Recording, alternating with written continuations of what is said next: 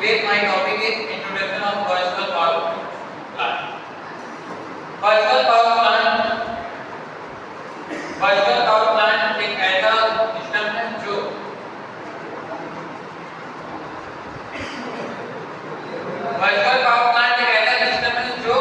कई अलग-अलग स्थानों से मिलकर मिले छोटे-छोटे बिजली उत्पादों और स्रोतों से बना होता है।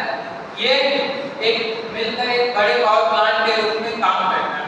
जैसे हमारा सोलर प्लांट हो गया, विंड प्लांट हो गया, विंड टरबाइन हो गया, या तो बैटरी स्टोरेज हो गई और छोटे जनरेटर हो गए। इन सबको कंप्यूटर के द्वारा कनेक्ट किया जाता है और फिर उसे वर्क करता है। यही हमारा वर्चुअल पावर प्लांट है।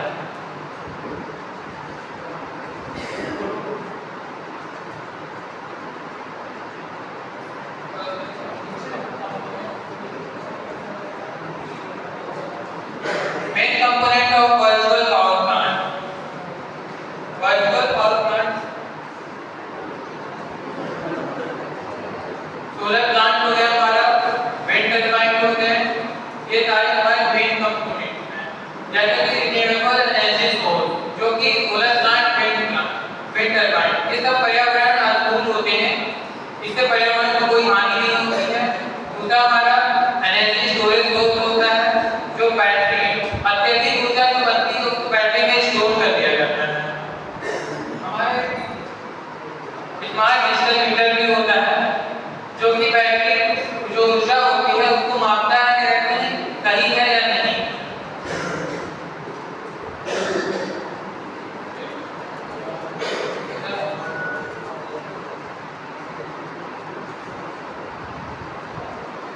वर्चुअल पावर प्लांट कई अलग-अलग जगहों से बना होता है।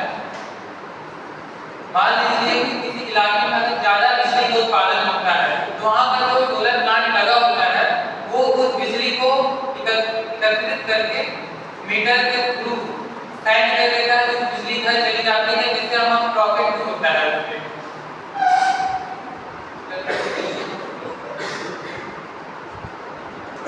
Applications of virtual power plant.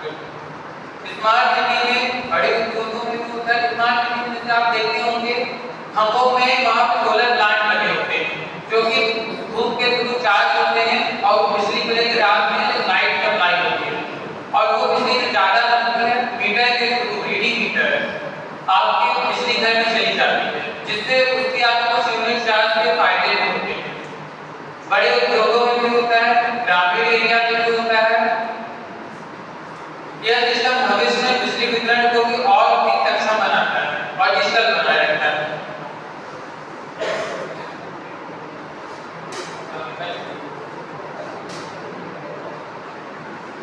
Benefit of virtual power plant, यह पर्यावरण के अनुकूल होता है। जैसा कि मैंने पहले बताया सोलर प्लांट और विंड टरबाइन से चलता है, क्योंकि सोलर प्लांट जो कि धूप के थ्रू चार्ज होता है तो इससे हमारा कोई पॉल्यूशन नहीं होता है, ऐसे एयर भी होता है और ये कभी ना खत्म होने वाली ऊर्जा स्रोत होते हैं। बिजली की बर्बादी भी कम होती है, इसमें बिजली कटौती की समस्या भी कम होती है क्योंकि बिजली का उत्पादन अत्यधिक मात्रा में होता है। यह बड़े पैमाने में काम करता है। Challenges of virtual power plant, शुरू में लगाने में कॉस्ट काफी ज्यादा आता है और मैनेजमेंट चार्ज भी काफी ज्यादा होते हैं, प्लस साइबर सुरक्षा भी होती है। सभी उपकरण सही तरीके से जोड़ने और उसको मैनेज करने में बहुत सारी तकलीफें आती हैं, जिससे थोड़ा सा चैलेंजिंग हो सकता है।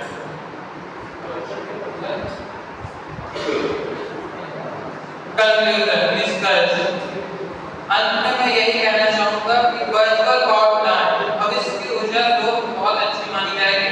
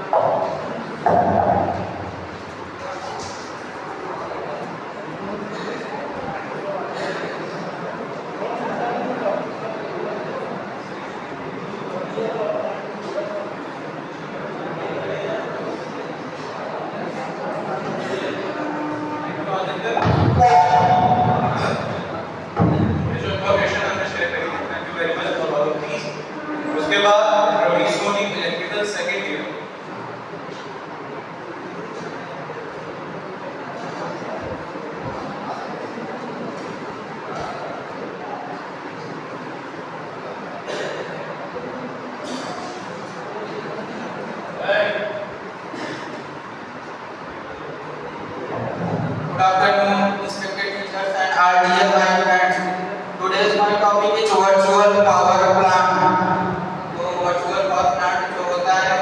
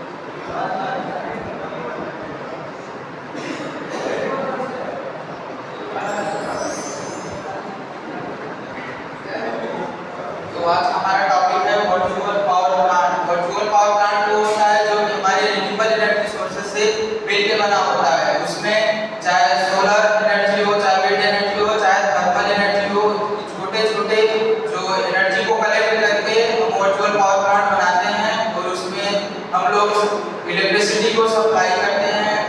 इसमें इलेक्ट्रिक व्हीकल, चार्जिंग डिवाइस और बहुत से डिवाइस हैं जिससे हम लोग चार्ज करते हैं। तो हमारा टॉपिक है वर्चुअल पावर प्लांट, जिसके बारे में हम लोग आगे इंफॉर्मेशन लेते हैं, इंट्रोडक्शन के बारे में देखते हैं। हमारा वर्चुअल पावर प्लांट का इंट्रोडक्शन है कि हमारे एनर्जी को decentralised generator, large thermal and hydro. Thermal energy जो होता है वो हीट एनर्जी होता है। Hydro energy, hydro power plant जो वाटर के द्वारा हम लोग फ्लो करा के पेन स्टॉक से उसे टरबाइन में फ्लो करा मैकेनिकल एनर्जी से इलेक्ट्रिकल एनर्जी में कन्वर्ट करते हैं। और उसमें जो सोलर एनर्जी होता है, सोलर एनर्जी हमारे दो प्रकार के होते हैं। जो सोलर रूफटॉप जो छत पे लगता है वो ऑन शेयर और ऑफ शेयर होता है।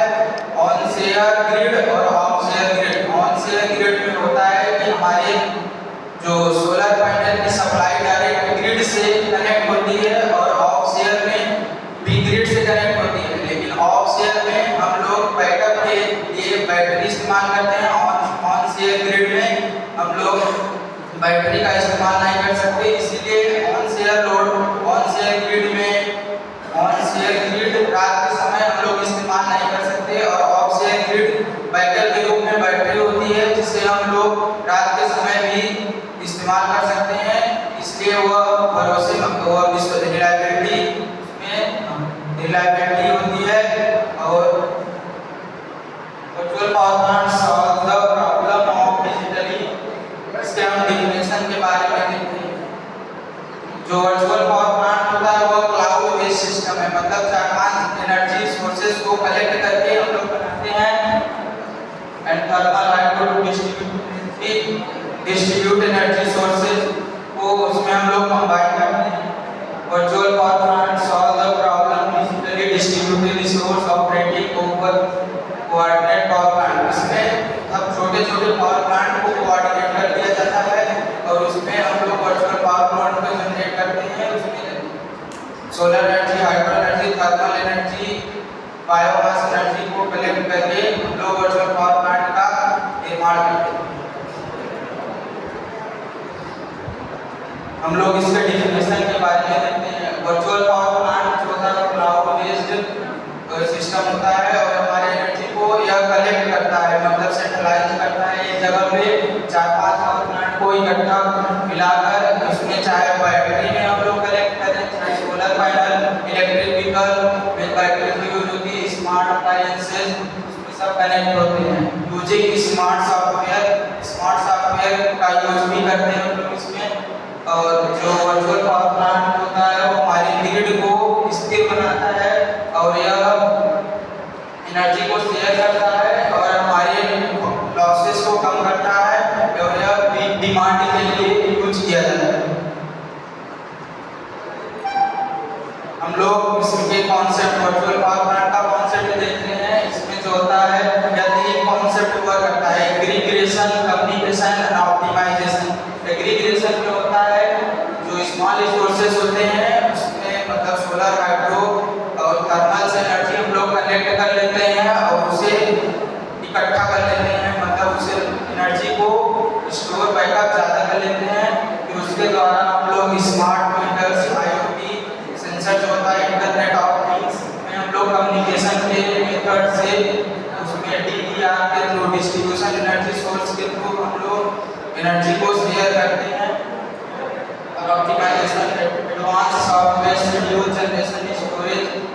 ऑप्टिमाइजेशन मतलब उसका संचालन कैसे होता है, उसमें जो सॉफ्टवेयर होते हैं उसमें हम लोग इलेक्ट्रिसिटी को कलेक्ट कर लेते हैं, उसके बाद पावर प्लांट के थ्रू हम लोग इलेक्ट्रिसिटी को ट्रांसफर करते हैं।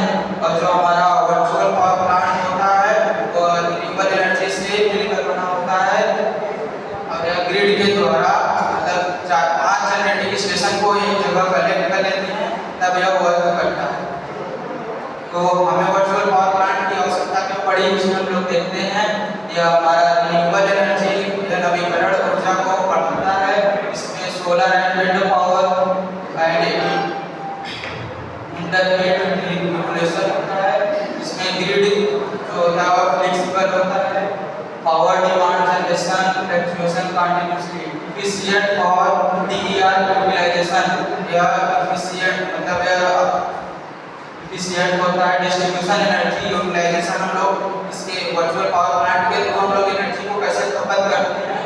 इसमें जो रूफटॉप सोलर एनर्जी छत के ऊपर लगा होता है उसके थ्रू, फिर उसके बाद ट्रांसमिशन लॉसेस रिडक्शन, या ट्रांसमिशन लॉसेस जो होते हैं वो कम करता है। और उसके बाद एनर्जी मार्केट पर small producers can collect and select, जो छोटे छोटे प्रोड्यूसर्स होते हैं इलेक्ट्रिसिटी के, सोलर एनर्जी, विंड एनर्जी जो छोटे छोटे होते हैं उसे हम लोग एक जगह कलेक्ट करके फिर इलेक्ट्रिसिटी को ट्रांसफर करते हैं। बाद हम कंपोनेंट्स देखते हैं वर्चुअल पावर प्लांट में क्या घटक, मतलब इसमें जो कंपोनेंट्स बने होते हैं। डिस्ट्रीब्यूटेड जनरेशन, जब यह जहाँ से हमारा सप्लाई डिस्ट्रीब्यूट होता है उसमें सोलर PV सिस्टम, मतलब वो सोलर में जो फोटोवोल्टिक सेल होते हैं उसमें हम सोलर रेडिएशन के माध्यम से सोलर एनर्जी को कलेक्ट करते हैं। फिर वायर के थ्रू हम लोग इन्वर्टर को सप्लाई देंगे, बैटरी बैकअप में स्टोर कर लेते हैं। और विंड टरबाइन, विंड के जो ब्लेड होते हैं, और स्मॉल हाइड्रो पावर प्लांट में बायोमास जनरेटर्स होते हैं। ये चारों से हम लोग वर्चुअल पावर प्लांट एनर्जी को कलेक्ट करते हैं। एनर्जी स्टोरेज, उसके बाद सेकंड ऑप्शन आता है मेन कंपोनेंट, जब हम लोग छोटे छोटे स्टेशन से एनर्जी कलेक्ट करके पूरी स्टोर करते हैं। बैटरी एनर्जी स्टोरेज सिस्टम, या तो हम लोग बैटरी का यूज कर सकते हैं इलेक्ट्रिक व्हीकल में जो बैटरी यूज की जाती है। थर्मल स्टोरेज, जो हीट एनर्जी हम लोग स्टोर कर लेते हैं और हीट एनर्जी के थ्रू हम लोग वाटर को स्टीम में कन्वर्ट करके टरबाइन के ब्लेड के थ्रू जनरेटर लगा कर उसे हम लोग मैकेनिकल एनर्जी से इलेक्ट्रिकल एनर्जी में कन्वर्ट कर लेते हैं। और यह जो हमारा लोड होता है वो फ्लेक्सिबल होता है। इसमें जो स्मार्ट अप्लायंसेस उपकरण होते हैं, इंडस्ट्रियल डिमांड और HVAC सिस्टम, कम्युनिकेशन इंफ्रास्ट्रक्चर, जो इसमें संचार का इंफ्रास्ट्रक्चर होता है, smart meter, sensor, industrial SCADA networks. और लास्ट है हमारा control and optimisation platform, central power platform, central power forecasting tool, scheduling. ये हमारा वर्चुअल पावर प्लांट होता है। यहाँ पे मतलब सब जगह से ये रिन्यूएबल एनर्जी सोर्स है, solar energy, forecasting, storage, renewable, हम लोग एक जगह पे एनर्जी को कलेक्ट कर लेते हैं। उसके बाद हम लोग सप्लाई लेते हैं वर्चुअल पावर प्लांट से। ये वर्चुअल पावर प्लांट जो होता है ये कैसे कार्य करता है हम आगे देखते हैं। ये डाटा को एक्विजिशन करता है, मतलब पहले डाटा को जो कोल एनर्जी होता है उसे कलेक्ट करता है। फिर इसमें सेंसर, स्मार्ट मीटर लगे होते हैं जो कि हमारे वास्तविक समय में कितनी एनर्जी का खपत है उसे हम लोग देखते हैं। और उसमें लिमिट डाटा जनरेशन, कितनी एनर्जी की हमें आवश्यकता है, हम लोग बिजली को जनरेट करते हैं। और और स्टोरेज लेवल, उस बैटरी की कितनी स्टोरेज कैपेसिटी है उसे भी देखते हैं, और कितनी इलेक्ट्रिसिटी की डिमांड है। जैसे डाटा एक्विजिशन में हम लोग कलेक्ट करते हैं, बीबीपी वर्क कैसे करता है, इसका सेकंड स्टेप होता है communication. Data is transmitted to central VPP central platform, मतलब जो वो डाटा होगा वो सेंट्रल पावर स्टेशन से कलेक्ट हो जाएगा वर्चुअल पावर प्लांट में, और फिर डाटा को हम लोग फोरकास्टिंग करते हैं। The system predicts renewable energy generation and load. इसमें रिन्यूएबल एनर्जी होते हैं ज़्यादा से ज़्यादा विंड एनर्जी, सोलर एनर्जी, ये सब हमारे रिन्यूएबल एनर्जी हैं। तो हम लोग इसमें डायग्राम में देख सकते हैं, चाहे विंड रहे चाहे सोलर एनर्जी रहे, ये सब हमारे कंट्रोल पैनल होता है जो कि बीच में होता है। इसमें सभी एनर्जी को स्टोर कर लेते हैं, रिन्यूएबल एनर्जी को फिर ग्रिड के द्वारा हम लोग ट्रांसमिशन लाइन में अपने इलेक्ट्रिसिटी को ट्रांसमिट कराते हैं। इसके टाइप्स होते हैं 3 types, commercial, technical and community. Commercial virtual power plant जो होता है उसमें हम लोग फोकस करते हैं कि आर्थिक जो स्थिति हो सही रहे, मार्केट रेडिमेड वैल्यू जो मार्केट में ट्रेडिंग होता है और उसमें मतलब खर्च आता है। और टेक्निकल जो वर्चुअल पावर प्लांट है उसमें हम लोग देखते हैं focus on grid operation and stability, उसकी जो ग्रिड की संचालन है और स्थिरता वो सही है। टेक्निकल में देखते हैं और इसकी जो वोल्टेज और फ्रीक्वेंसी है वो सही से सपोर्ट कर रही है। Community utility local energy sharing, जैसे हम लोग देखें कि जो हमारा पावर प्लांट होता है उसमें हम लोग एनर्जी कलेक्ट कर लेते हैं, जो छोटे छोटे सोलर पैनल जैसा हो गया उससे कुछ एनर्जी कलेक्ट कर लिए, विंड से कलेक्ट कर लिए, थर्मल से छोटे छोटे पावर प्लांट से एनर्जी को कलेक्ट करके उसके बाद हम लोग शेयर करते हैं। इसके कुछ एडवांटेज के बारे में देखते हैं। वर्चुअल पावर प्लांट क्या होता है, ग्रिड डिस्ट्रीब्यूटेड, ये हमारे ग्रिड को स्टेबल और विश्वसनीय बनाता है। इनेबल्स हाई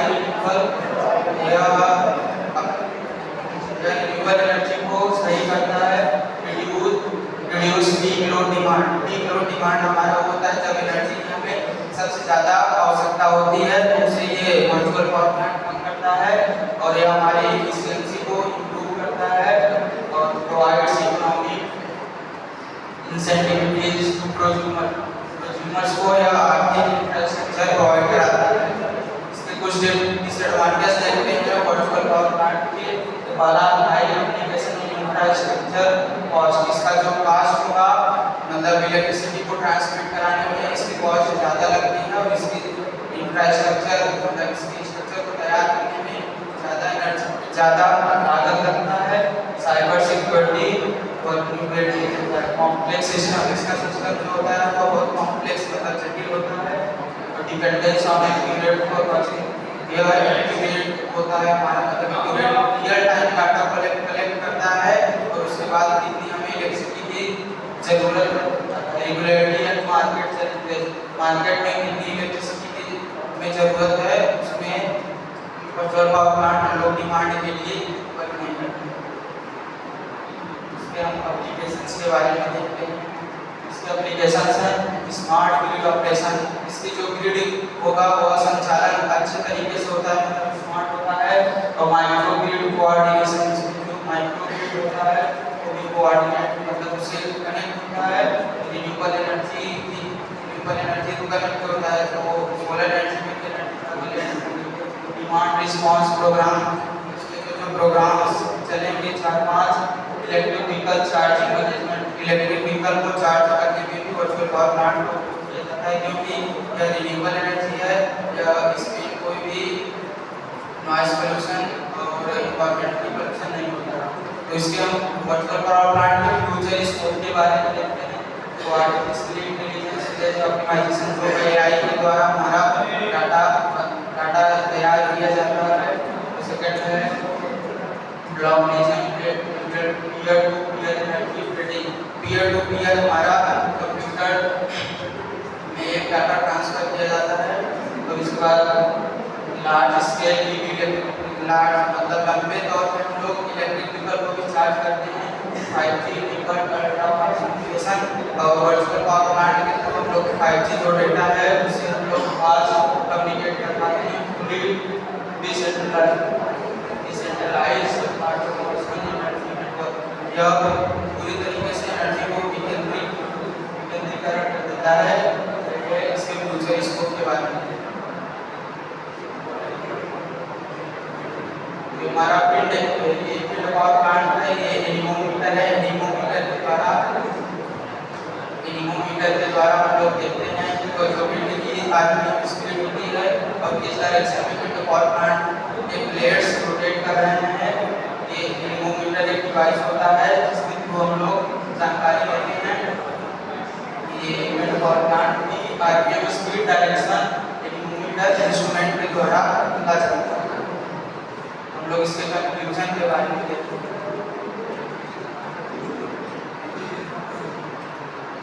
इसका कंक्लूजन है वर्चुअल पावर प्लांट जो होता है कि एनर्जी टेक्नोलॉजी और फ्यूचर जो ग्रिड्स होते हैं वह जो ग्रिड डिस्ट्रीब्यूटेड होगी वह सही होगा। By integrated distributed energy resource हमारे ग्रिड के जो वर्चुअल पावर प्लांट होता है वो ग्रिड को लचीलापन फ्लेक्सिबल बनाता है और यह रिलायबिलिटी भी सुनिश्चित होता है और इसके रिन्यूएबल एनर्जी का इंटीग्रेट करके बनाया जाता है। पावर सिस्टम मोर स्टेबल या पावर सिस्टम इस तरह बनाया जाता है कि सस्टेनेबल मतलब हमारे फ्यूचर जनरेशन के लिए भी उसका एनर्जी में मतलब स्टोर करके एफिशिएंट या एफिशिएंट होता है। Thank you.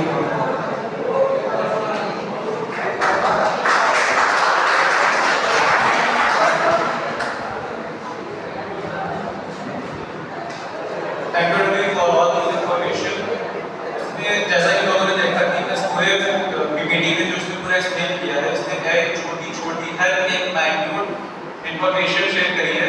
So very thank you for that. Now अब हम बुलाएंगे Ankit Chaurasia from electrical engineering third year.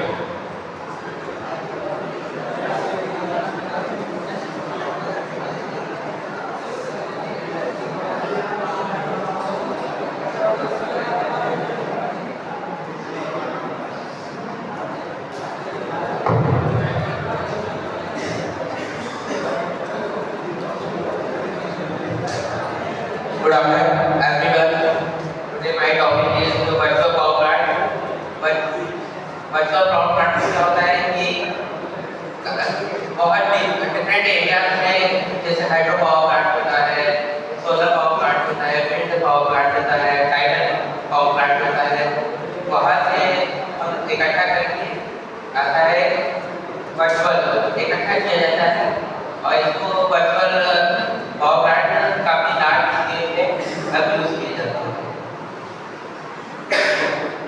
और ये मैनी टाइप के होते हैं, बैटरी बेस्ड होता है, सोलर बेस्ड होता है, इलेक्ट्रिक व्हीकल बेस्ड होता है, हाइड्रो पावर प्लांट बेस्ड होता है और हाइब्रिड पावर प्लांट भी इसमें आते हैं जैसे solar plus hydro, wind plus diesel, solar plus wind.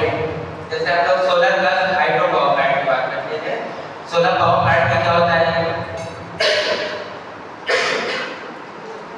हम लोग लार्ज स्केल में लैंड रहता है उसमें हम लोग सोलर इंस्टॉल करके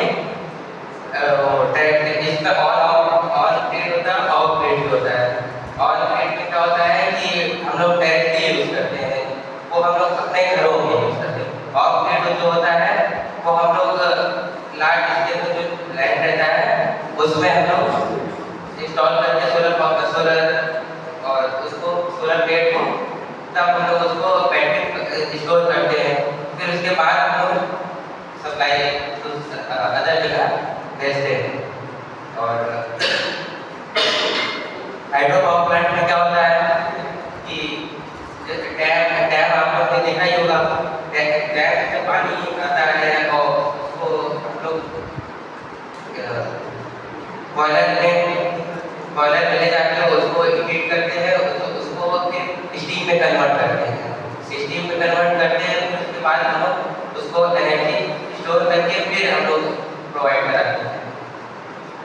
विंड पावर प्लांट भी इसी तरीके से होता है। विंड पावर प्लांट का होता है कि जैसे आप लोग का फैन रहता है उस तरीके से रहता है, वो रोटेट करता है, उसमें मोटर लगी रहती है, वो रोटेट करता है, उससे आपका एनर्जी प्रोड्यूस होता है फिर उसको हम लोग इलेक्ट्रिकल कन्वर्ट करके फिर लोग स्टोर करके फिर प्रोवाइड कराते हैं। एंड डीजल पावर प्लांट में भी हम लोग डीजल का कंबशन करा के तब जाके उससे एनर्जी प्रोड्यूस कराते हैं। और इसके एडवांटेजेस भी काफ़ी अच्छे हैं। ये वर्चुअल पावर प्लांट रिन्यूएबल रहता है और इन्वायरमेंट फ्रेंडली भी रहता है, क्योंकि इसमें कोई उतना ज़्यादा पॉल्यूशन नहीं होता है। क्योंकि हम लोग जब पावर प्लांट में जो भूमि लगी रहती है उसमें हम लोग फिल्टर यूज़ करते हैं, तो जो हम लोग का पॉल्यूशन रहता है वो डिक्रीज कर जाता है। एंड इसके डिसएडवांटेज ये है कि इसके जो मेंटेनेंस रहती है वो हाई रहती है और इसकी इंस्टॉलेशन जहाँ मतलब बहुत कम होती है यूज़ करवाते हैं। जैसे आप लोग जहाँ जिस एरिया में आप लोग रह रहे हैं बहुत कम स्केल में आप लोग देखे होंगे कि सोलर पावर प्लांट सोलर लगवाते होंगे वो अपने छतों पे। तो thank you so much.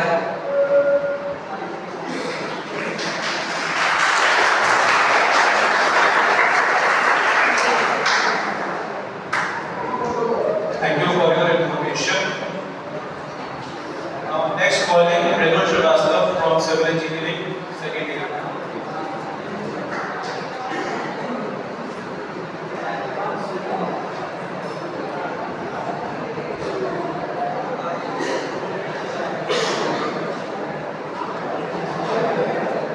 Good afternoon, everyone. First of all, thank you, sir, for giving me the opportunity to represent my presentation on my topic.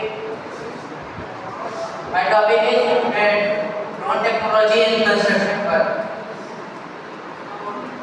So पहले हम देख लेते हैं कि ड्रोन टेक्नोलॉजी, ड्रोन का यूज कंस्ट्रक्शन वर्क में क्यों होता है, जबकि हम ट्रेडिशनल मेथड से भी लेबर से भी सर्वे और कंस्ट्रक्शन करवा सकते हैं। तो फिर ये ड्रोन की क्यों रिक्वायरमेंट हुई हमें। तो पहला पॉइंट होता कि साइट सर्वे है, तो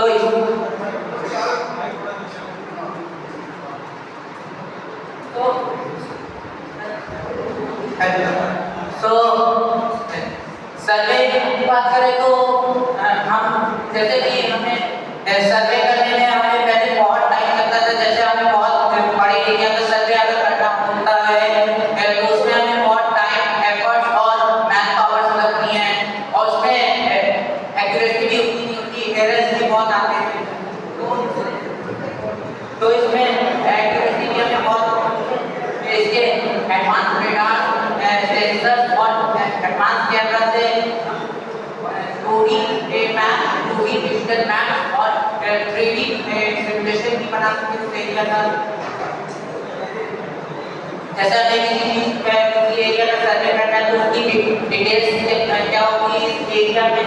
जैसे हमें रेलवे ट्रैक का कंस्ट्रक्शन करना है तो उसके लिए हमें पहले सर्वे करना होगा ना यहाँ पे ये बिल्डिंग्स है, यहाँ पे ये टाउन हाउस है, यहाँ पे ये माउंटेन्स वगैरह है, ये सब इन सब डिटेल्स को लेकर हम पहले मैप बना सकते हैं। उसके बाद एक 3D सिमुलेशन बना सकते हैं कंस्ट्रक्शन वर्क को। दूसरा है सेफ्टी इक्विपमेंट। आप जानते होंगे जैसे हाई माउंटेन्स पे जैसे कि हमें कोई सर्वे करना है तो उसमें वर्कर्स की सेफ्टी के साथ बहुत चैलेंज रहता है।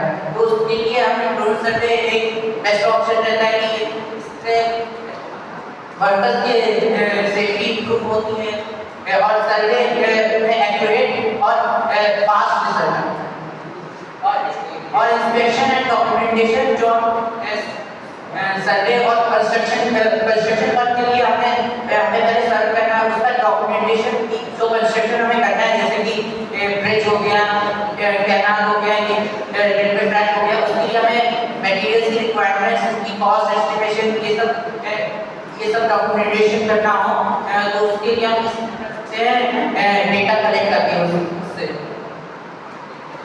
some applications we think that जैसे मैंने बताया लैंड सर्वे पास में एक्यूरेट होता है और साइट इंस्पेक्शन ये भी हम डिस्कस कर चुके हैं कि साइट इंस्पेक्शन करना बहुत ही एफिशिएंट और एक्यूरेट होता है। प्रोग्रेस मॉनिटरिंग भी हम इससे करते हैं, मतलब जैसे कंस्ट्रक्शन वर्क चल रहा है तो उसमें हमारा कितना वर्क हो चुका है, कितना वर्क अभी बचा है और कितना मटेरियल यूज हुआ है और कितना मटेरियल चाहिए, ये सब इंस्पेक्शन ये सब चीज़ों को भी हम मॉनिटर कर सकते हैं।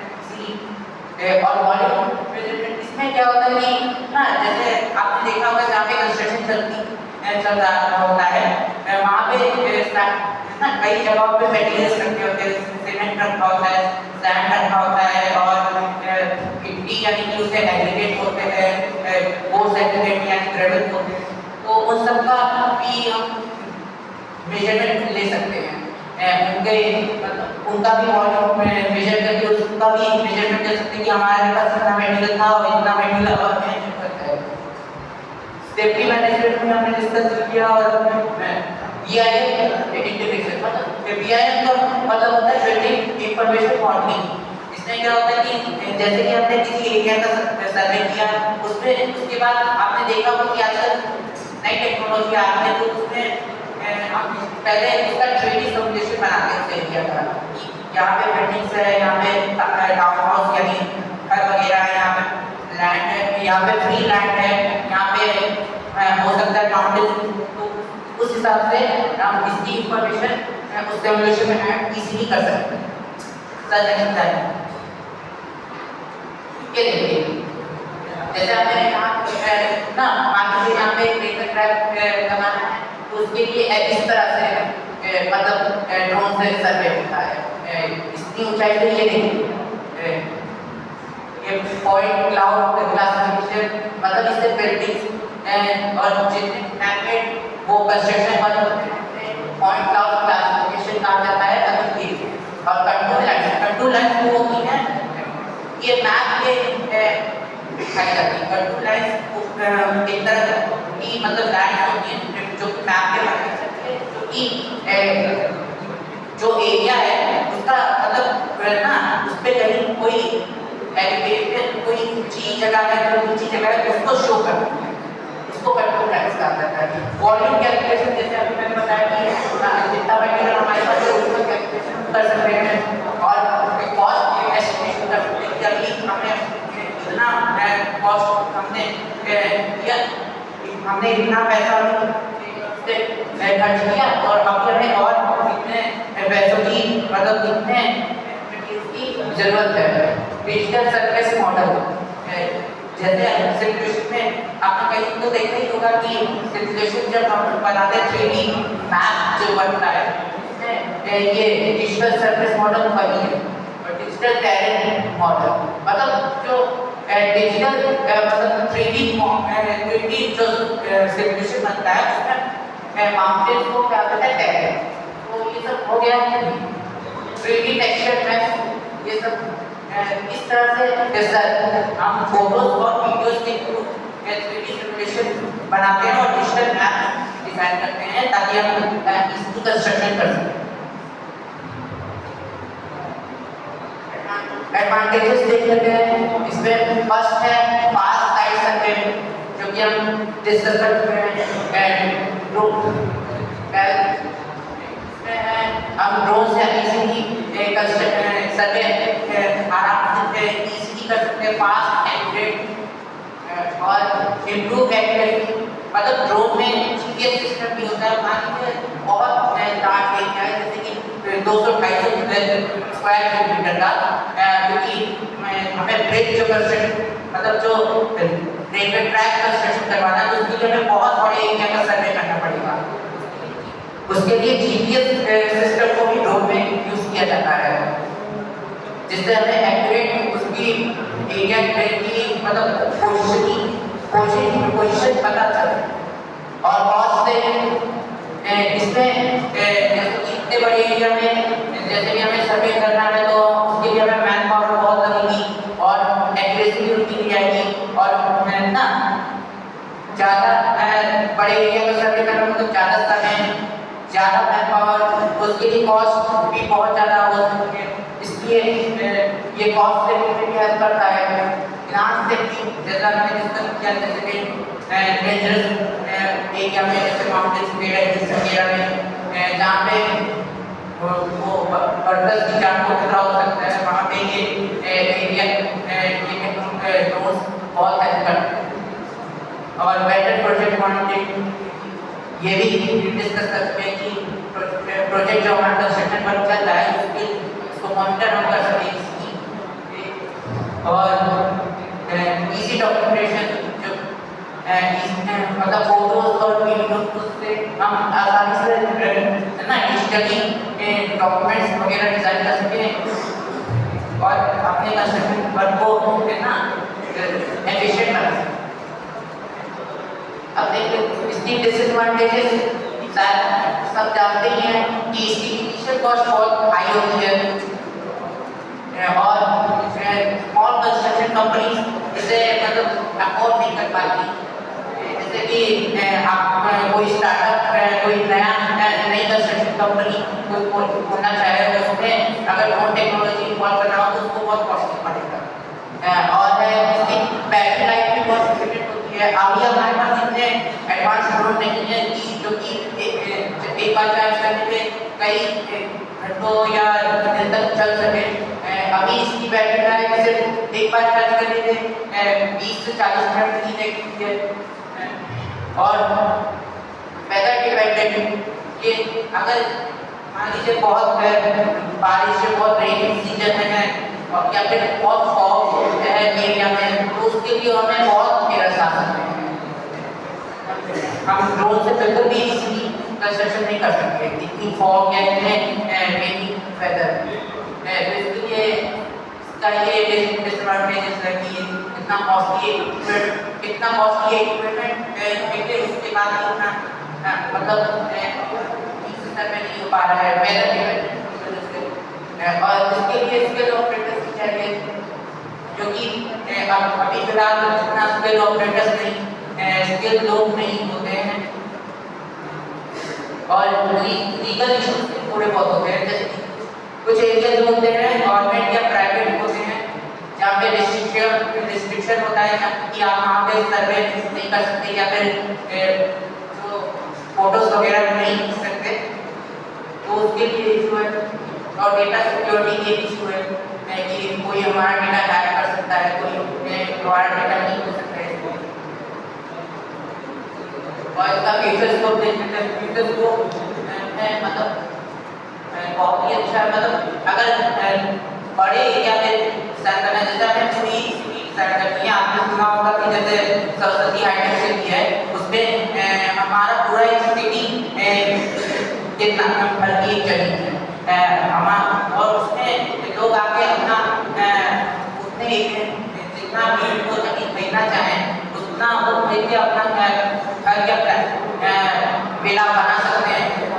उस अगर हम पूरी सिटी की चाहिए पूरी सिटी कंस्ट्रक्शन करवानी है तो उसके लिए इतने बड़े कंस्ट्रक्शन वर्क के लिए इतने बड़े सर्वे के लिए तो उसके लिए कर सकते हैं। बाकी इसका डिसएडवांटेज ये कि ना छोटे एरिया और यहाँ पे ज़्यादा मतलब आसानी से मैन पावर हो सकता है इसलिए ना वहाँ पे ना ज़्यादा कॉस्टली और अननेसेसरी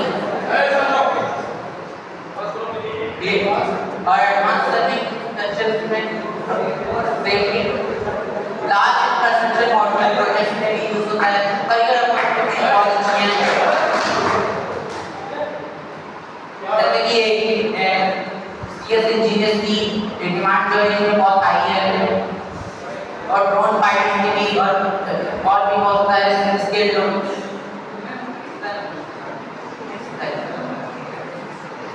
तो कंक्लूजन देखते हुए ड्रोन टेक्नोलॉजी जो ये ना स्मार्ट सिटी और इंफ्रास्ट्रक्चर के लिए आपने बड़े इंफ्रास्ट्रक्चर के लिए यूजफुल है तो छोटे इंफ्रास्ट्रक्चर और कंस्ट्रक्शन वगैरह में इतना यूजफुल है। और इसमें हमें कॉस्ट इफेक्टिव इसका इनिशियल कॉस्ट तो बड़े ज़्यादा होने के ना अगर हमें लार्ज इंफ्रास्ट्रक्चर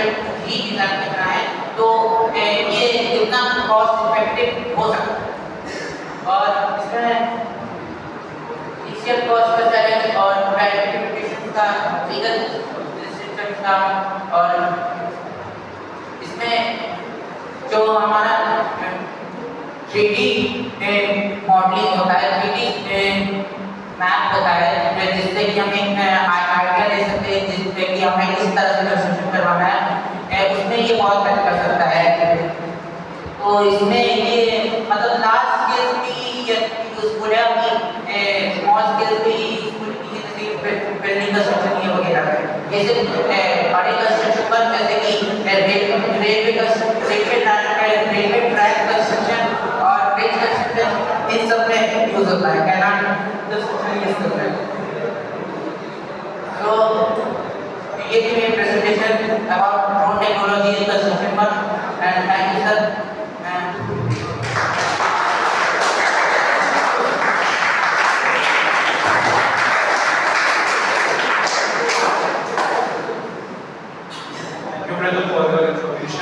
अच्छा, एक बात सब याद रखना, जो भी आ रहे हैं यहाँ पे, कि टाइम की बाउंडेशन है, ठीक है? तो फिर ज़्यादा टाइम मत लेना, बहुत जल्दी फाइंड आउट कर लेना, ठीक है? Now next I would like to call Hariom Pandey from Mechanical Engineering third year.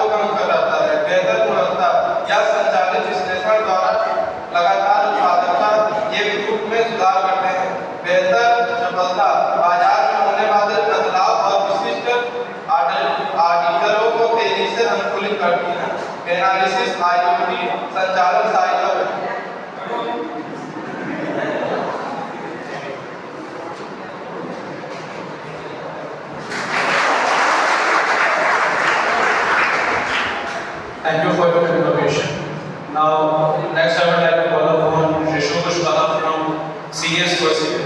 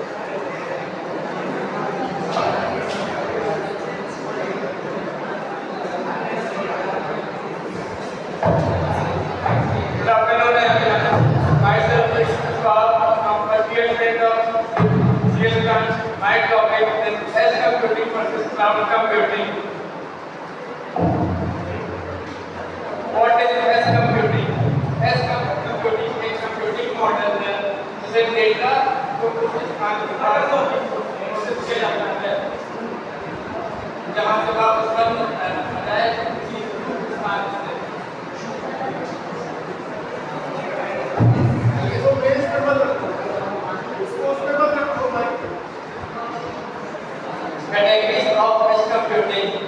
First device है डेटा सीधे डिवाइस पर प्रोसेस होता है जैसे कैमरा, ड्रोन, गेटवे है डेटा एक ही डिवाइस गेटवे पर प्रोसेस होता है। लोकल है ऑन प्रेमाइस है डेटा स्थानीय सर्वर पर प्रोसेस होता है। और नेटवर्क है डेटा नेटवर्क के स्तर पर प्रोसेस होता है जैसे राउटर, स्विच या फिर बस स्टेशन। क्लाउड है डेटा पहले एज के पास प्रोसेस होता है तो बाद में क्लाउड के पास हमारी प्रोसेसिंग के बाद नहीं मिलता है।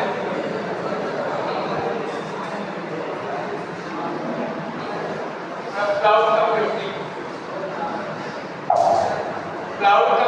is not process data via the internet central data center, while edge computing process data closer to the sources। इनके कंपैरिजन की बात करते हैं तो edge computing और cloud computing इन दोनों की स्पेशलिटी प्लेस दोनों में डिफरेंस करता है।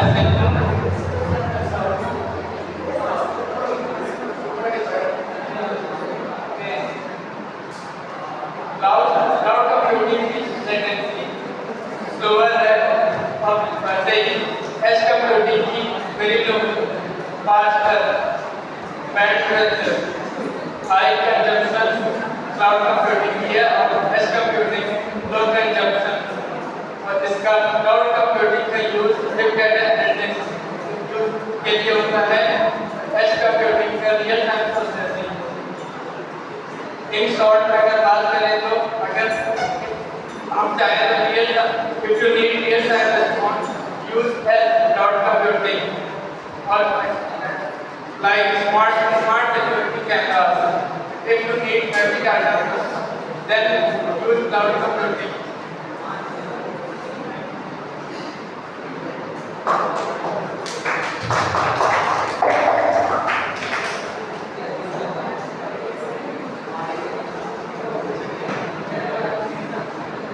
Now next I would like to call upon Kazi Shukla of CS Trust.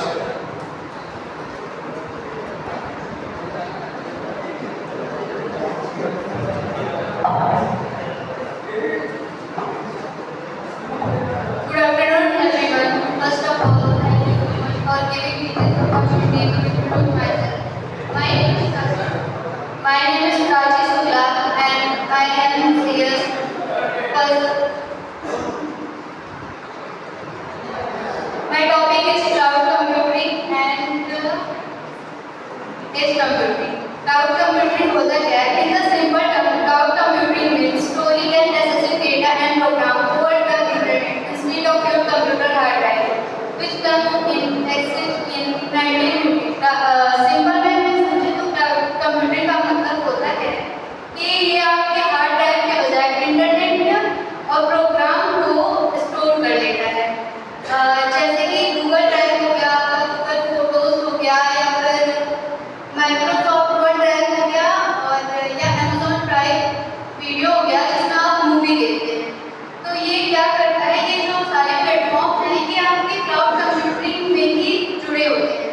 और इसके 3 कैटेगरी भी है, जैसे पहला हो गया इंफ्रास्ट्रक्चर एज अ सर्विस, इसको हम बोलते हैं IaaS। The most basic level of service है जो कि इंटरनेट पर वर्चुअल कंप्यूटिंग रिसोर्स प्रोवाइड कराता है। जैसे मान लीजिए हमारा अमेज़न EC2 या गूगल कंप्यूटर इंजन हो गया और ऐसे बहुत सारे हैं। और सेकेंड हो गया platform as a service, it provide host development tool on the infrastructure.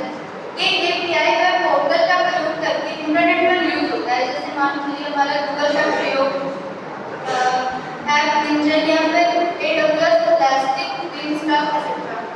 और तीसरा जो हमारा है वो है सॉफ्टवेयर एज अ सर्विस।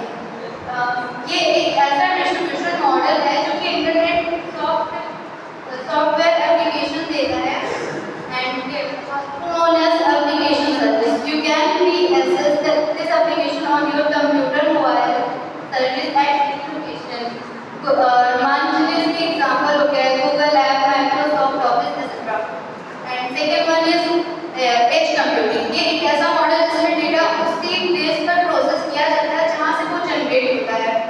ये केवल जरूरी डेटा क्लाउड के पास भेजता है, जिसमें नेटवर्क पर जो हमारा नेटवर्क इशू है वो उस पर दबाव कम पड़े।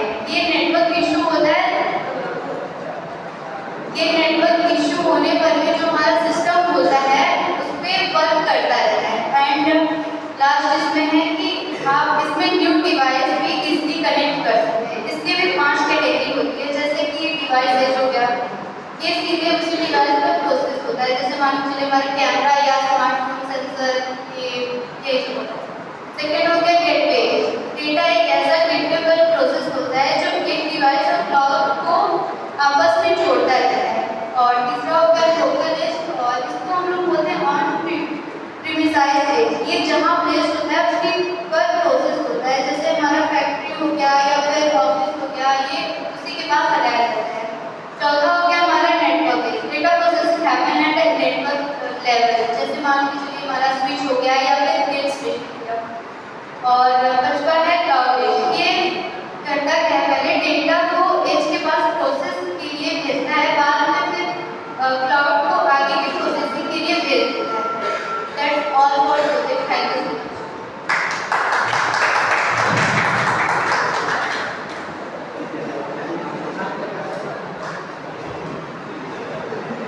Thank you for all of this preparation. Now next I would like to call upon Pushparaj from Mechanical Engineering second year.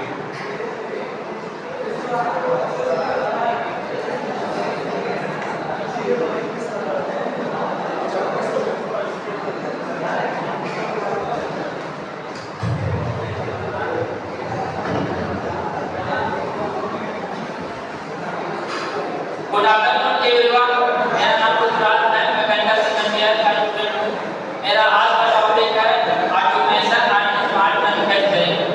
Automation और स्मार्ट मैन्युफैक्चरिंग चौथी औद्योगिक क्रांति है जो कि इंडस्ट्री 4.0 के मुख्य अंग है, जो इंटरनेट ऑफ थिंग्स एआई और डेटा एनालिटिक्स का उपयोग करके उत्पादन प्रक्रियाओं को पूरी तरह से डिजिटल स्वचालित और अनुकूलन बनाती है।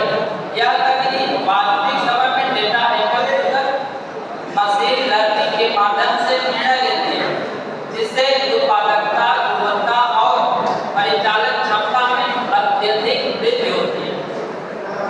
ऑटोमेशन जो होता है, ऑटोमेशन का अर्थ है मशीनों, कंट्रोल सिस्टम और कंप्यूटर की सहायता से किसी कार्य को बिना या बहुत कम मानव हस्तक्षेप के करना। जैसे आप देखो आजकल इंडस्ट्रियल में ऑटोमेशन की बहुत सारी मशीनरी लग गई है, क्योंकि इसमें ह्यूमन लेबर की मात्रा कम हो गई है।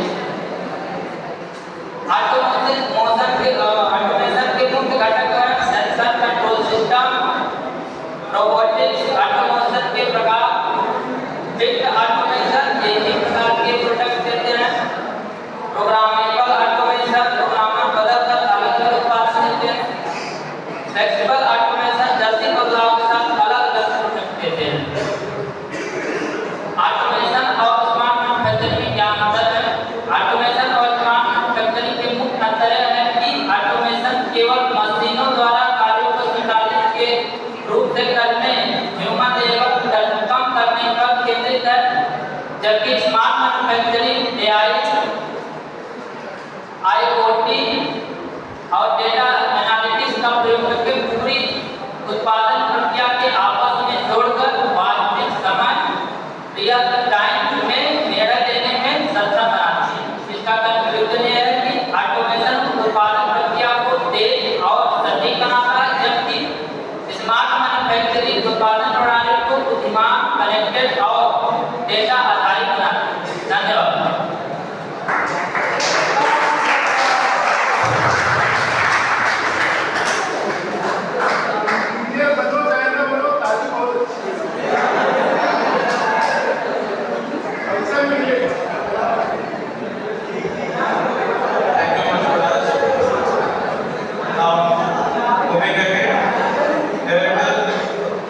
Nitin Kumar Yadav from mechanical engineering first year.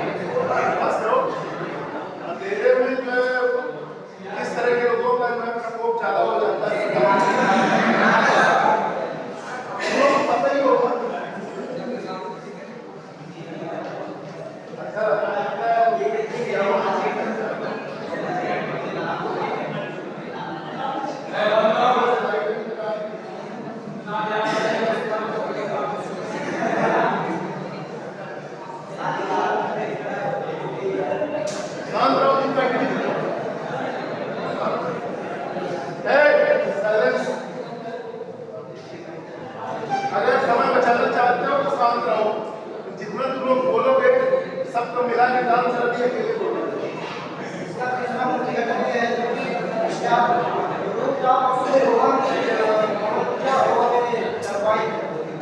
और चौथा जो है स्मार्ट गैजेट है जो कि टीवी चार्जर स्मार्ट थर्मोस्टेटिक है।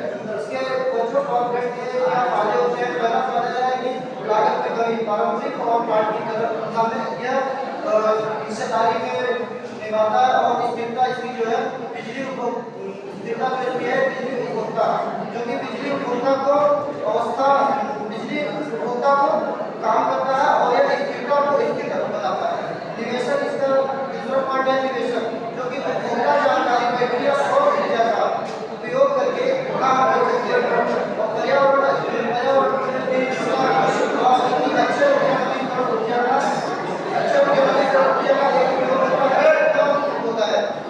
इसका जो मुख्य टॉपिक है कि यह कई छोटे-छोटे अलग-अलग स्थानों पर स्थित होता है। जो बिजली के संसाधनों का यह एक नेटवर्क है जो इंटरनेट और सॉफ्टवेयर के माध्यम से एक बड़े संयंत्र की तरह काम करता है।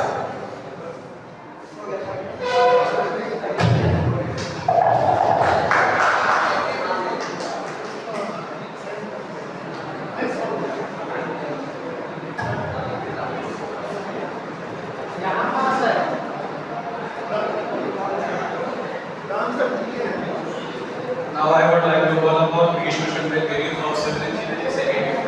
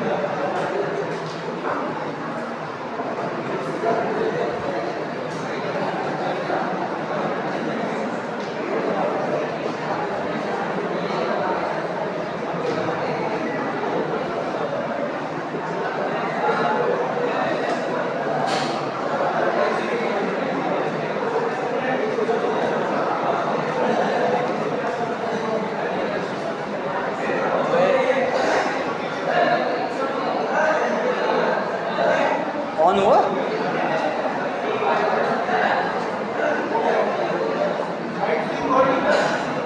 नहीं हो रहा ग्रीन।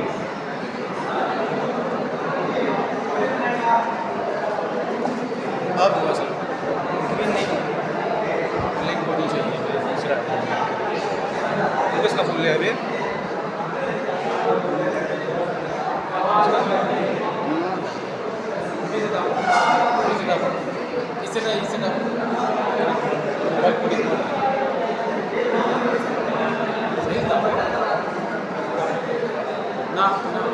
ग्रीन हो गया।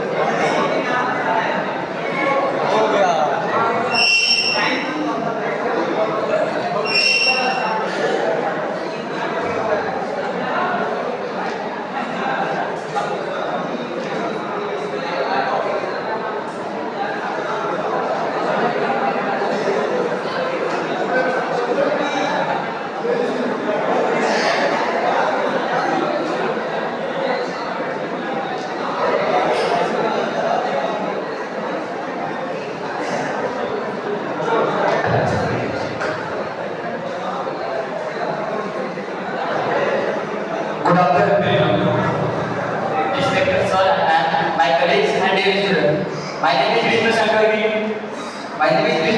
Today I will present my presentation on topic drone technology on construction. So आज के आधुनिक युग में आप सभी देखते हो कि हर एक फील्ड में हर एक जगह तमाम तकनीक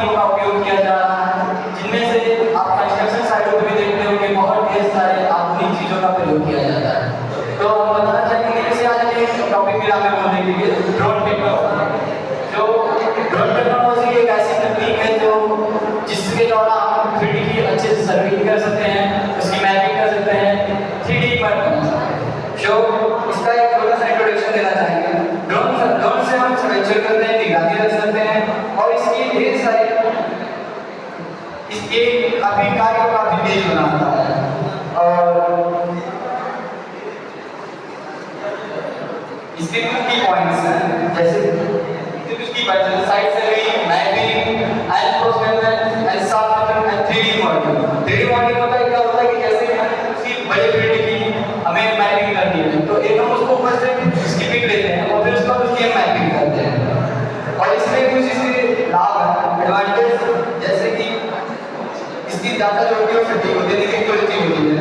और ये लाभ इसका मतलब क्या होता है कि अगर फील्ड वर्क में तो लेबर वगैरह जो काम करते हैं तो काफी ऊंचाई वगैरह से जाके काम करते हैं तो कितने जोड़ लगने से हट कर मैं ड्रोन के द्वारा इससे हमें इजी होता है तो ये कॉस्ट भी कम होती है इसकी। इसके कुछ लिमिटेशन है, जैसे कि इसकी बैटरी बैकअप, हम एक बार इसे चार्ज करते हैं काफी लंबा समय तक नहीं चल सकता तो। और इसकी और उसके बाद इसकी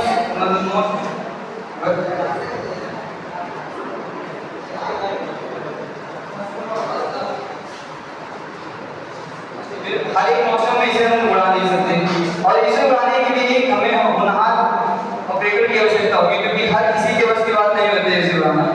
इसके तमाम लाभ हैं और साथ में कुछ जानकारी, और इसे उड़ाने के लिए हमें एक अच्छा होनहार ऑपरेटर चाहिए होता है।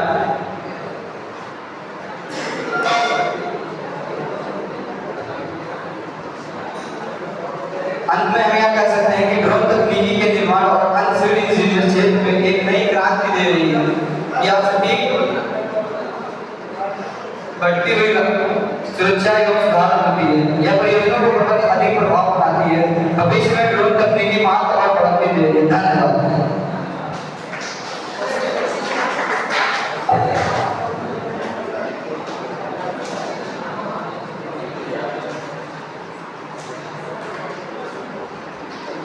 Thank you, Vish, for your information. Now I am calling upon Session Mishra and Ajit Kumar together.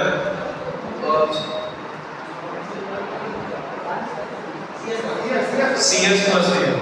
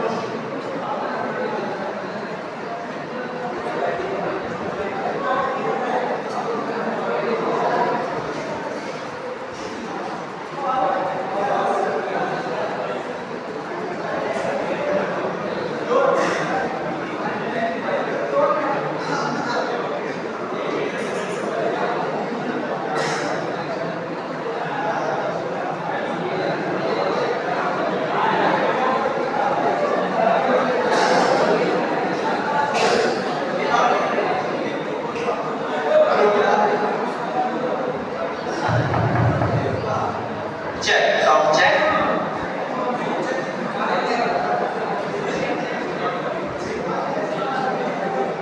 A very good afternoon to everyone. I am Shaksham Mishra and myself Namaste Singh. Today we are here to represent our presentation on edge computing versus cloud computing. So let's start with edge computing.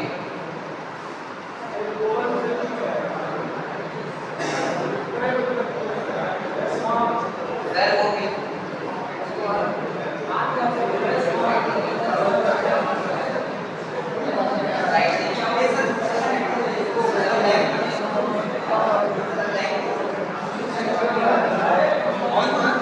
चला तो दिया भाई चल गया भाई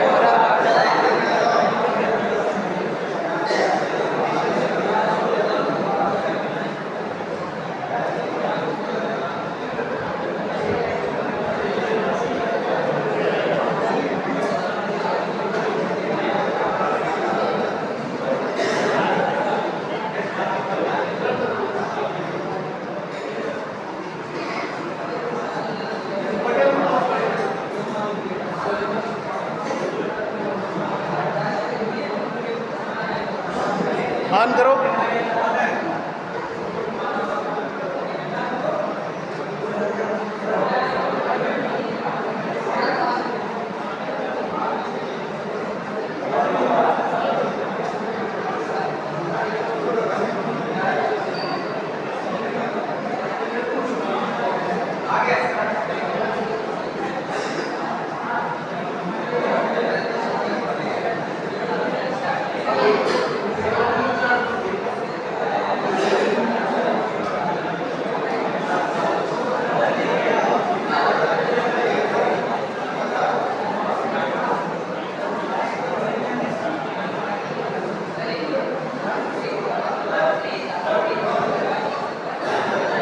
Let's start with edge computing. Edge computing is a technology where data is processed near the device that's created, like mobile phone, camera, sensor, instead of sending all data to our cloud server. So edge computing में data transfer होता है ये आसपास के data servers में और वो ये आसपास में ही handle करते हैं data.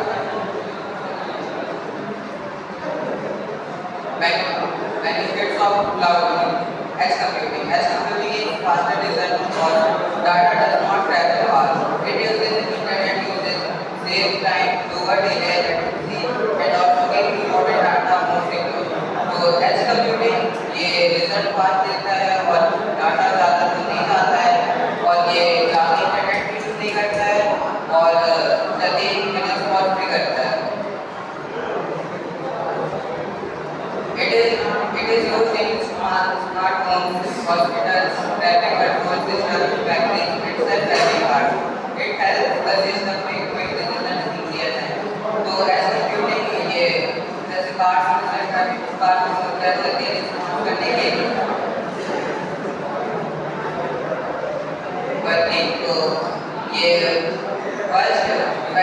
devices control connect data directly at servers process the data quickly. After that, only important information is sent to the cloud for storage or further analysis.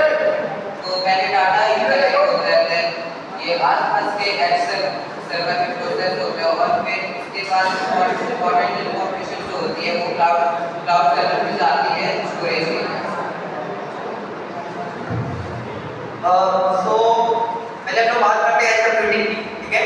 So let's take an example of और edge computing computer में आजकल camera वगैरह लगे होंगे, ठीक है? तो पहले के टाइम में लोग NVR यूज करते थे, ऐसा कैमरा रहता था और स्टोरेज में एसडीडी बेस ड्राइव में रहता था। देन क्लाउड कंप्यूटिंग जैसे एज कंप्यूटिंग में आया जो भी रहता था और वो क्लाउड में जाके सेव हो रहा है। तो अगर मान लीजिए कि कोई किसी वजह से चोरी या कुछ हो रही है तो इंसान पहले क्लाउड पे पूरा ढूंढता था, इतना टाइम लेता था, बहुत टाइम लगता था। तो लोगों ने कहा कि एक काम करते हैं, इसमें डिवाइस लगाते हैं, ठीक है? इसकी वजह से वो उसको कहते हैं मोशन सेंसर। तो एक पर्टिकुलर जगह पे आप मोशन सेंसर लगा देंगे, अगर कोई मूवमेंट हो रहा होगा तो आप कैप्चर करेंगे तो आपको पता रहेगा कि भाई इस टाइम पे इस जगह मोशन हुआ है। इसीलिए एज कंप्यूटिंग यूज हो रही है यहाँ पे कि कोई पर्टिकुलर वो आपको टाइम बता रहा है, तो बैंडविड्थ और लेटेंसी लोअर रहती है, इसी वजह से कि वो सर्वर तक जाने में इसका जो टाइम हो रहा है वो काफी कम लग रहा है। Cloud computing is a technology where data and application are stored and processed on remote servers to the internet. Instead of saving data on personal computer, it stores in larger data centers called cloud. तो cloud computing ये है जिसमें data store और process होता है remote server पे, तो internet के थ्रू स्टोर होता है और ये लार्ज डेटा सेंटर्स पे स्टोर होता है। Benefits of cloud computing provide large storage space and can be accessed from anywhere using the internet. It reduces the need of expensive hardware and allow users to pay only for the service they use. So cloud computing large storage space provide करता है और उसको हम कहीं से भी access कर सकते हैं इंटरनेट के through. Applications. Cloud computing is used for online storage like Google Drive, video streaming, email services, online banking, software application, and data backup system.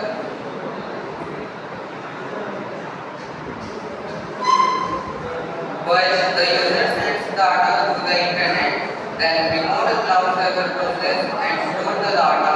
After processing, results are sent back to the user device. तो पहले user data send करते हैं internet पर, then ये remote cloud server process करते हैं, उस data को स्टोर करते हैं। तो पहले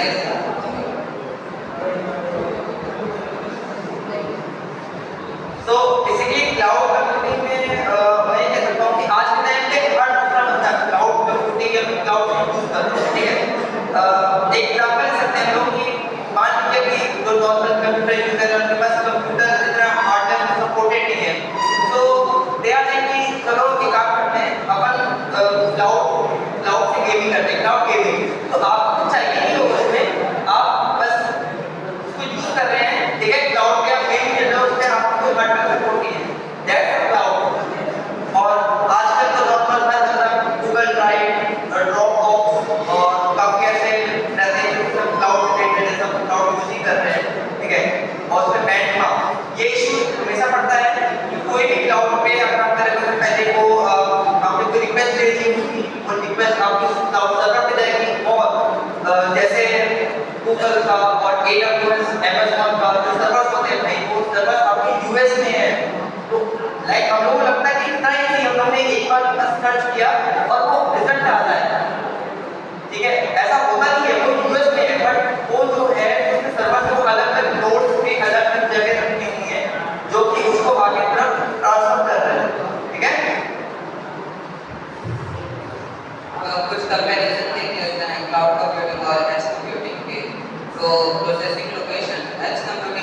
data near the device that activates. तो क्लाउड कंप्यूटिंग ये डिवाइस में जनरेट करके डाटा को स्टोर करता है और क्लाउड कंप्यूटिंग ये डाटा को प्रोसेस करके स्टोर करते हैं क्लाउड सर्वर में। Latency. Edge computing has a very low latency because data does not travel fast.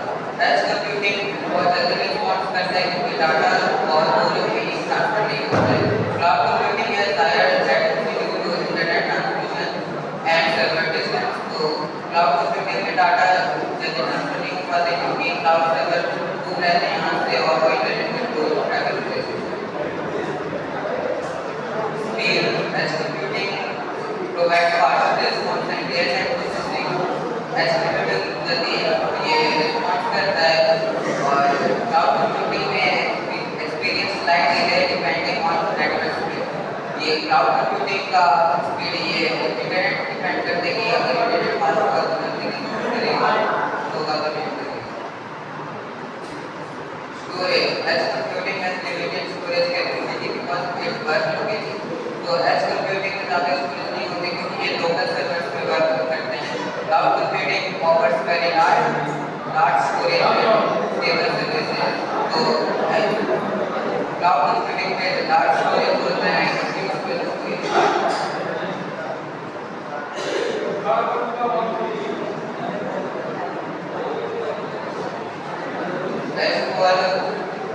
Edge computing is best for high computing devices, smart cards, and real-time monitoring system. Cloud computing is best for data backup, data analysis, and global applications.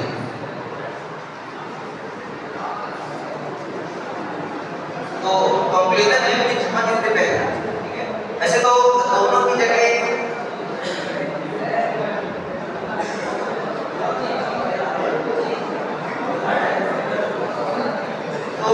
Cloud computing और edge computing दोनों ही अपनी जगह अलग-अलग work है और दोनों ही आज के टाइम पर बच्चे तो into the digital world both edge computing and cloud computing are very important for processing data such as edge computing work near the device जो कि हमने अभी पीछे भी जाना कि भाई edge computing के डिवाइस मतलब पास में सर्वर के पास में काम करता है तो इस वजह से लेटेंसी काफी हाई रहती है और बैंडविड्थ भी कम लगता है, ठीक है।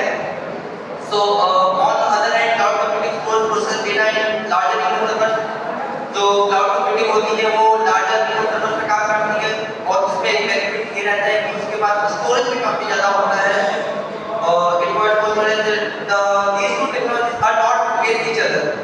जो कि मेन बात है कि दोनों ही टेक्नोलॉजी एक दूसरे को कभी रिप्लेस नहीं कर सकती। हाँ, एडवांस भी है बट कभी रिप्लेस नहीं कर सकती, ठीक है।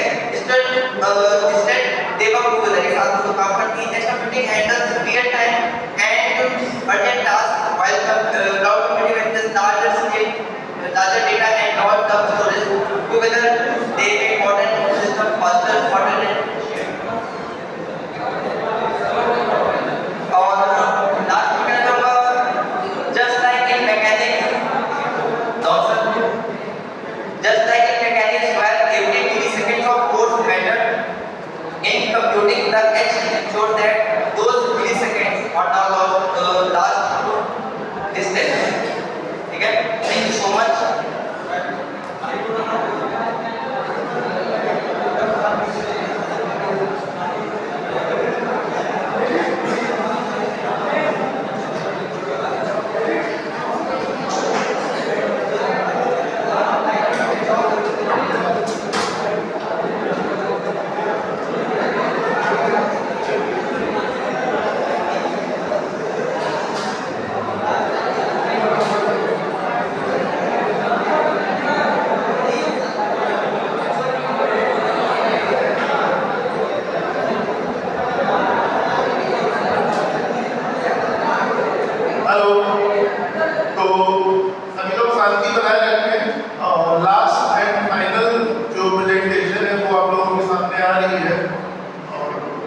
आप लोग पूरे कंसंट्रेशन के साथ सुनिए, सीखने को मिलेगा, आपस में बात करके कोई फायदा होना नहीं, ठीक है।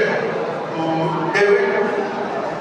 विंसेंट डेविड आप लोगों को ड्रोन टेक्नोलॉजी कंस्ट्रक्शन पे प्रेजेंटेशन देंगे। स्टार्ट। हेलो एवरीवन, मुझे तो इतनी देर में जाने का हो गया। Vincent David from civil engineering being segregated. So my topic is drone technology in construction. आगे बढ़ने से पहले एक हम लोगों के माइंड में ये आना चाहिए सवाल कि ऐसा क्या जरूरत आन पड़ी हम लोगों को ड्रोन टेक्नोलॉजी अडॉप्ट करने की जरूरत पड़ी, बिकॉज हम तो पहले नहीं हो रहे थे एज वी कैन सी पहले के जो कॉन्फ्लिक्ट्स वगैरह होते थे उस टाइम पे तो ड्रोन्स वगैरह क्योंकि ऐसी एडवांस टेक्नोलॉजी तो उस टाइम पे प्रेजेंट थी ही नहीं, जिसके कारण सब लोग ऐसा कुछ टेक्नोलॉजी लाए। तो ऐसा हम लोगों को आज इस मोमेंट में आके ऐसी क्या जरूरत पड़ गई कि हम लोगों को ड्रोन टेक्नोलॉजी को अडॉप्ट करना पड़ेगा। So introduction to technology. Why drones now? सबसे पहली बात, ड्रोन्स जो है वो बहुत ही ज़्यादा मनी एफिशिएंट होते हैं, डिसीजंस मेकिंग में बहुत ज़्यादा फास्ट होते हैं और बेटर डाटा कलेक्शन होता है।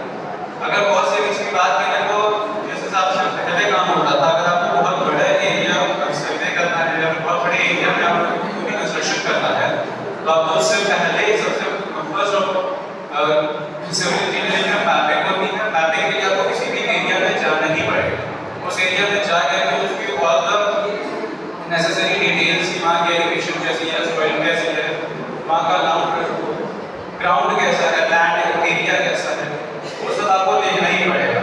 तो उसके लिए हम लोग टेक्नोलॉजी यूज करते हैं जिसमें से अच्छे क्वालिटीज में हम लोगों को फिगर्स फोटो सब कुछ मिल जाता है। आगे फास्टर डिसीजन इस वजह से हमारा पॉसिबल होता है क्योंकि हम लोगों को और अच्छे मतलब अगर कोई भी इंसान उस एरिया में जा रहा है सबसे पहली बात उस एरिया में जाएगा, वो पूरा इंस्पेक्ट करेगा, उसके बाद उस पूरे एरिया का सर्वे लेगा, तो उसमें it is very time taking process. इससे अच्छा ये है कि हमारी ड्रोन की जो रेंज होती है उस रेंज में हम लोग उस ड्रोन को फ्लाई करके पूरे एरिया का लैंड स्ट्रक्चर की तो एरिया कैसा है वहाँ पे और सारी इंपॉर्टेंट डिटेल्स हम लोगों को मिल जाती है।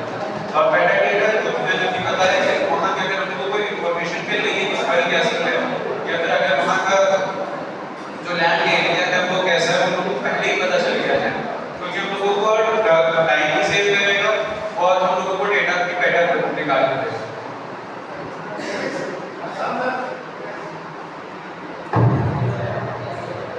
नेक्स्ट इज अच्छा, मैंने जो पहले बात करी थी मैं एक ही चीज के अराउंड इन्वॉल्व कर रहा था जो कि था सर्वे ड्रोन टेक्नोलॉजी जो यूज होती है वो तीन चीजों में यूज होती है। सबसे पहला है साइट सर्वे मैपिंग या फिर सेकंड जो है वो है हमारा इंस्पेक्शन के लिए। इंस्पेक्शन मतलब कहीं भी अगर आपको बहुत बड़ा सा साइट चल रही है अगर आपकी कंस्ट्रक्शन की तो और एक्सेसिबल नहीं है कि आप अलग अलग एरिया में जा करके उसको इंस्पेक्ट कर रहे हैं क्योंकि उनके ऊपर सर्वेलेंस रख पाओ तो उसके लिए तो ड्रोन टेक्नोलॉजी का यूज करो। और दूसरा नंबर आता है site serving and mapping. Site serving and mapping में हम लोग ड्रोन टेक्नोलॉजी यूज करते हैं तो क्योंकि वो टेक्नोलॉजी है उसकी वजह से उसमें हाई एक्यूरेसी मिलेगी, रैपिड टर्नअराउंड मिलेगा और it is integrated with AI. High accuracy इसलिए मिलेगी क्योंकि उसमें हम लोगों को कोई भी मैन वर्क नहीं मिला। मैन वर्क अगर नहीं यूज हुआ है तो कोई भी ऐसा एरर वहाँ पे नहीं मिलेगा। दूसरा रैपिड टर्नअराउंड का ये मतलब होता है कि अगर हम लोग वहाँ पे कोई सर्वेयर वहाँ पे जा करके फील्ड में उसके बाद सर्वे ले रहा है या फिर कोई भी इंफॉर्मेशन कलेक्ट कर रहा है तो इट विल टेक टाइम। जो काम हम लोगों का 4 से 5 दिन महीना साल में हो पाता था वही काम हम लोगों का बहुत कम टाइम में हो सकता है।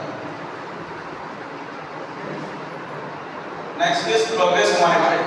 अगर कोई भी सिविल इंजीनियर कंस्ट्रक्शन साइट में काम करता है या कोई भी वर्क करता है तो उसको एक प्रोग्रेस रिपोर्ट इमीडिएटली अपडेट करके देनी पड़ती है कि आपका प्रोग्रेस कितना आगे बढ़ रहा है, आपने कितने उस साइट पे काम किया है, कितने उस साइट का प्रोग्रेस हुआ था।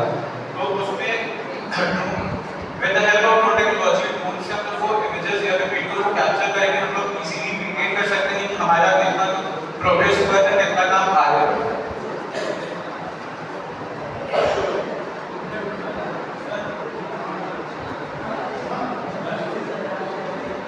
Next we are talking about safety and risk assessment. अगर हम लोग कोई भी काम कर रहे हैं तो उसमें सबसे पहली बात आती है कि हम लोग को वहाँ पे रिस्क असेसमेंट करना ही पड़ता है। क्यों? क्योंकि कोई भी ऐसा काम नहीं है जिसमें रिस्क ना हो। तो सेफ्टी एंड रिस्क असेसमेंट हम लोग तीन टॉपिक पे बात करते हैं जो कि पहले हैजार्ड डिटेक्शन, दूसरा एक्सेस ऑफ डेंजरस एरिया, तीसरा है compliance with orders. Hazard detection का मतलब ये है कि वहाँ का जो सॉइल एरिया है वो लेबर के लिए अडेप्टेबल है कि नहीं, वहाँ पे कोई भी जो लेबर काम कर रहा है वो अच्छे से काम कर पाएगा। सेकंड है एक्सेस फॉर टेंजेंसी, या कोई भी कहीं पे एरिया ऐसा होता है जो ढलान वाला होता है, वहाँ पे लोगों को लेबर सिक्योरिटी की बहुत ज़्यादा, लेबर सिक्योरिटी हमारे लिए प्रायोरिटी बनती है क्योंकि लेबर से वहाँ पे काम करते हैं। कंप्लायंसेस ऑडिट्स, इसमें हम लोग साइड में पूरे कंस्ट्रक्शन एरिया में आप लोगों को सर्वेलेंस रखना पड़ता है, लोगों को पूरी इंस्पेक्शन देखनी पड़ती है, उसमें ये हेल्प करता है।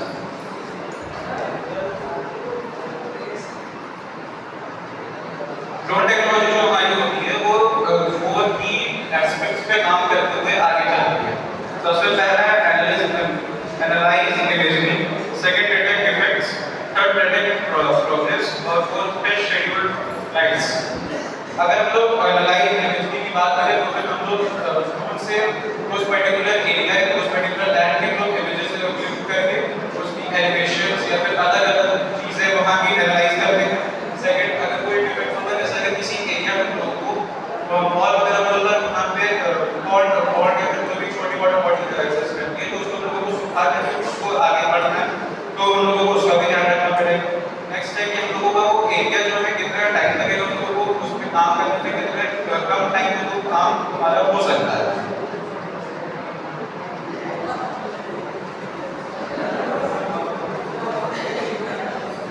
Now here come the challenges and solutions of this technology in India.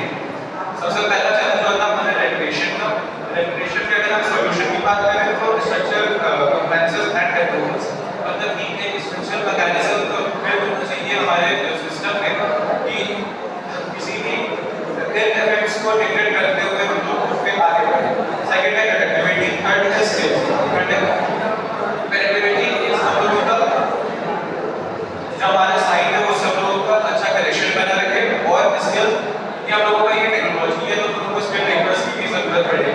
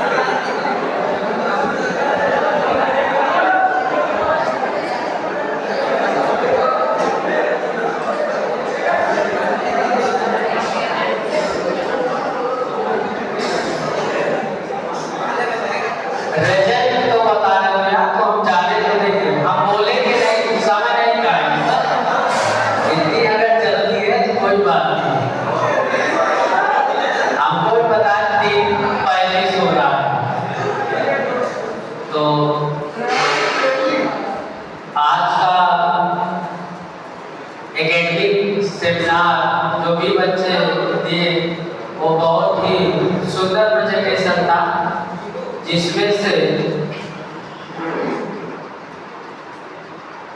कहा भी गया था कि जो अच्छे पार्टिसिपेंट प्रेजेंटेशन देंगे उनमें फर्स्ट सेकंड थर्ड चयनित भी किया जाएगा। तो सबसे पहले हम जो थर्ड पोजीशन पे हैं वो अजीत कुमार और सक्षम मिश्रा, जो कि इन्होंने क्लाउड कंप्यूटिंग पे इन्होंने बोला CS फर्स्ट ईयर के स्टूडेंट्स हैं, ये थर्ड पोजीशन पे हैं, जिन्होंने काफ़ी हद तक कहा जाए कि कोशिश किए हैं। ये टफ टॉपिक था लेकिन इन्होंने सर्च करके लोगों को बताना चाहा और बताने की कोशिश भी की, लेकिन यह कितना इम्पोर्टेंस था ये आप जानते हैं, लेकिन हम उस पर नहीं गए। लेकिन इनका जो भी बताने की शैली थी और जो भी इन्होंने उसमें डिस्कशन किया बिना PPT देखे, तो ये थर्ड पोजीशन पे थे। सेकेंड पोजीशन पे है आदित्य भारती, जो कि इलेक्ट्रिकल फर्स्ट ईयर के हैं, क्योंकि ये फर्स्ट ईयर की स्टूडेंट्स से इनकी पहली पीपीटी थी जो कि बहुत सुंदर दिख रही थी। इनके वर्ड्स, इनके डिजाइन, इनके प्रेजेंटेशन जो कि इन्होंने बताने की कोशिश भी किए थे। तो नए स्टूडेंट्स हैं जिनका हौसला आगे दिखना भी चाहिए, इस बिहेव पे इनको सेकेंड पोजीशन दिया गया है। और फर्स्ट पोजीशन पे है वैसे डेविड, जो कि ये सिविक्स इंडिया के स्टूडेंट्स हैं। तो इस तरीके से फर्स्ट, सेकेंड, थर्ड ये 3 पोजीशन आपको रिजल्ट के रूप में डिसीजन दिया गया। तो हम अपनी वाणी को विराम तब देंगे जितने पार्टिसिपेंट हैं वो सामने आए और फोटो खिंचवा लें। सामने आइए जितने भी स्टूडेंट्स हैं, कम से कम एक ग्रुप फोटो होनी चाहिए, 1 मिनट लगेगा। जल्दी आइए जितने भी पार्टिसिपेंट हैं। अब नहीं चलती है, नीचे नीचे नीचे नीचे।